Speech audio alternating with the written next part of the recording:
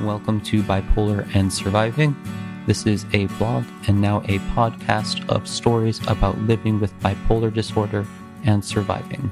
Whether you suffer from mental illness, know someone with it, or are otherwise affected by it, this site offers real stories of hope and survival.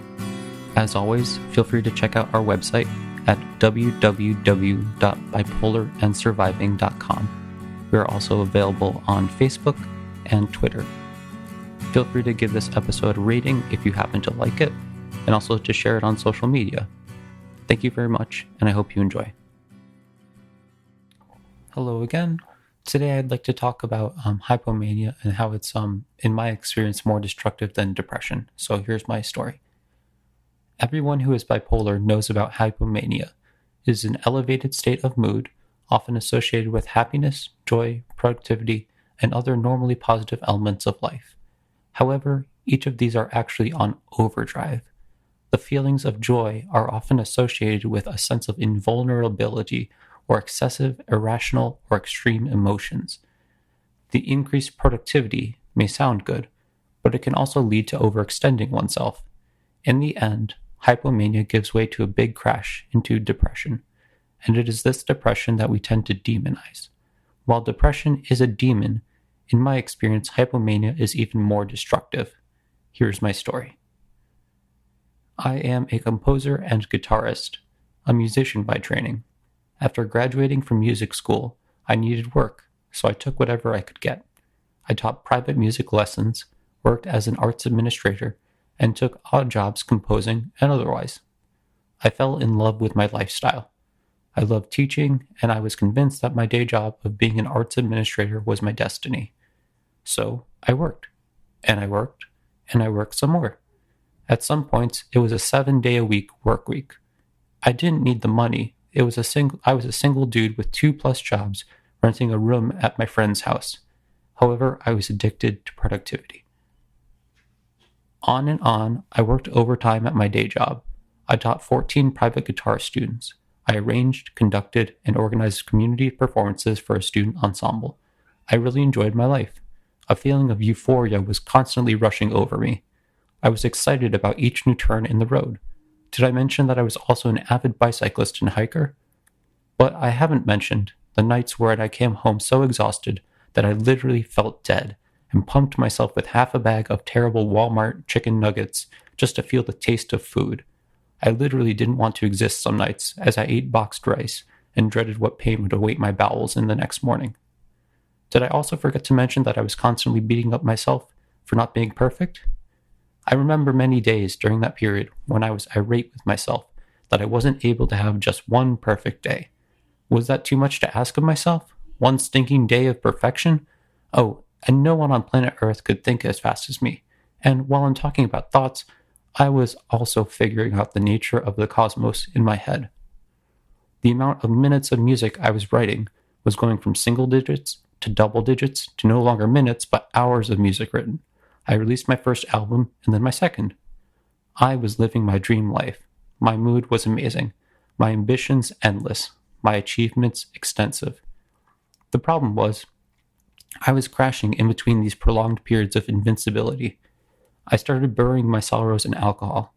I took up driving way too fast on the rural roads I frequented. I ate poorly, and my stomach paid the price. Each morning brought dread. The things in life that I loved now brought me only pain, not joy. I loved my work, but I was so addicted to the rush of doing things that I neglected myself. Eventually, the invincibility crashed.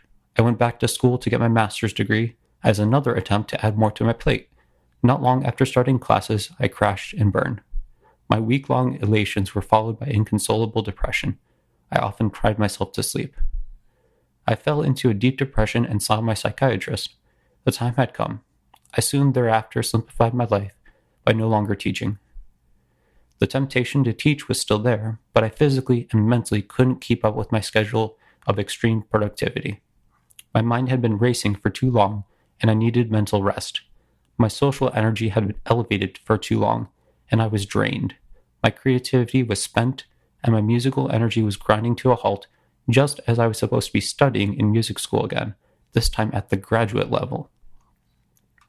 With everything in my life that I loved consumed by my elevated mood, everything collapsed and my deep depression that ensued ruptured my life story.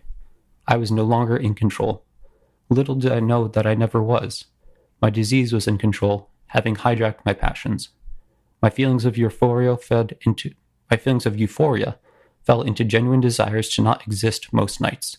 I had not hit the stop button on my hyperactivity when I needed to, and so life was pushing it for me. And so my world came crashing down. I sent my students to another teacher. My work life was turning into a daily dose of depression, my social interactions full of pretense and competitiveness.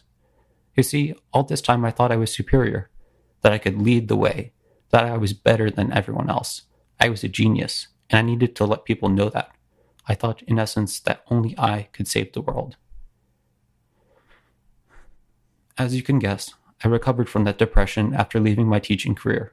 Now I am stable and balanced, but the underlying lessons are true today. When I feel my mind racing and not wanting food, water, or sleep, I can recall those 7-day weeks of late nights and urges to end it all. I can recall how awesome life felt for days on end, but also how my workaholism separated me from my family and friends. When I think I am enlightened, I can think of how I was ego-tripping my way to happiness those years past, and all it led to was me having to leave teaching, something that brought me joy, while turning my passions into burdens. The thing is, it wasn't even that depression was the culprit. The destructive, at times month-long hypomania was. And those habits that I built up during my hypomania would, unbeknownst to me earlier in my life as an adult, cause me to have panic attacks at work years later, rushing to the bathroom so I could find a stall and bawl uncontrollably. So yes, depression is a terrible thing. But even though we tend to glorify hypomania because it makes us feel happy, more passionate, and more fulfilled, it led me to neglect my needs, resulting in bad habits and ideations of hurting myself. Don't put hypomania on a pedestal. It is just as destructive, and usually more than, its depressed counterparts. But I am here, and I am surviving. My life is now full of hope and beauty. I got through hypomania, and I keep on getting through each episode. And you can get through it too. That is my story.